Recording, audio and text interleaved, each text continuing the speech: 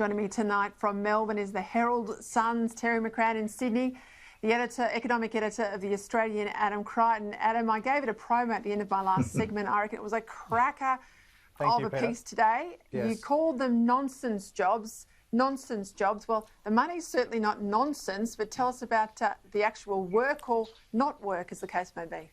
Yeah, look, well, that was just a snapshot. As you said, they were just the jobs being advertised in one particular week. And I do note some of those jobs have now vanished. They've obviously been filled, those positions. Some of the ads are still open. But it is a scary insight into what the true extent would be across the whole country if we looked at the federal government and all the state and territory governments and indeed local governments as well. But look, this is a phenomenon which I think is, has blighted the public sectors of, not just Australia, but the world, I think, and also the corporate sector too for many years now. It's a problem that's getting worse and worse. I think that there's more roles that are very highly paid and the man in the street would rightly question what on earth does that person do, and does it really justify the $194,000 salary that I think one of the change leads had at TAFE New South Wales. Change leads. I used to cop a lot of flack in government, Terry McCrann, because it said if your job is to be the diary secretary to, Minister X or Minister Y, call yourself the diary secretary. There was this incredible title inflation where, everyone was a chief of staff, everyone was a senior media executive or whatever they were. If you were the electorate officer, you had to be called the electorate officer. There's no shame in a simple title, is there? No, exactly, Peter. I think what Adam has identified is the 21st century version of paying people to dig holes and fill them up again. Absolutely useless in terms of any real contribution to the economy. And I think the other point to be made is that these jobs are advertised. They could have had a kicker. 24.8 million normal Australians do not apply.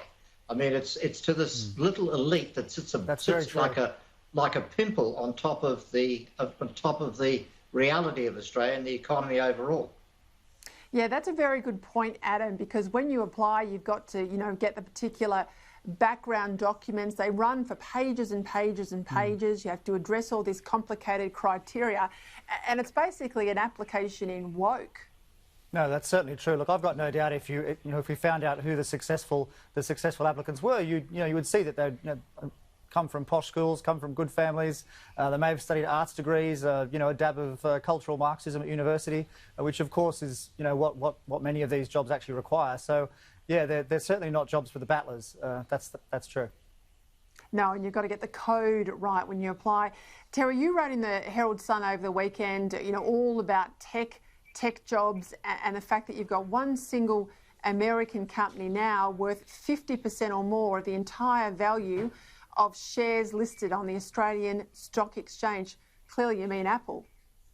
Well, exactly. And Apple's the standout. It's now worth $3 trillion US, but you've also got Microsoft and Amazon, who are also worth more than $2 trillion US. The entire Australian market is worth only $2 trillion Australian dollars.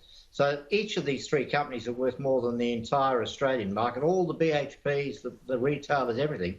And I think it's both an investment story. This has been the driver of the recovery in global markets, and particularly Wall Street.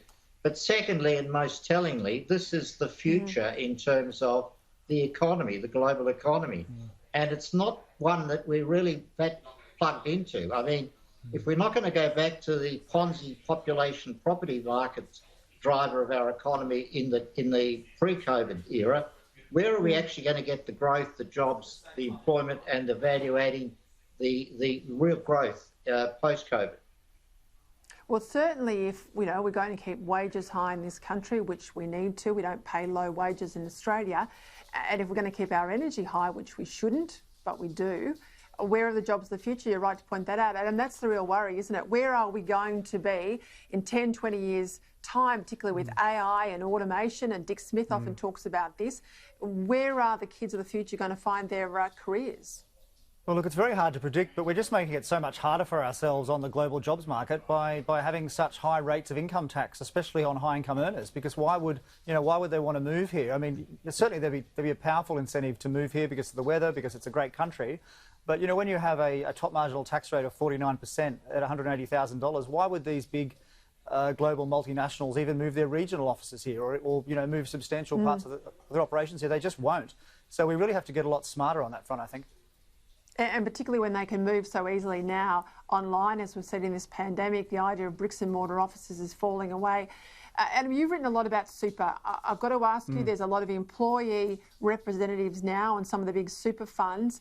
The employee representatives or employment association representatives, the business representatives are saying we really can't afford this phased-in increase that's due to happen next July. More and more politicians are coming out as well. Do you think it'll happen?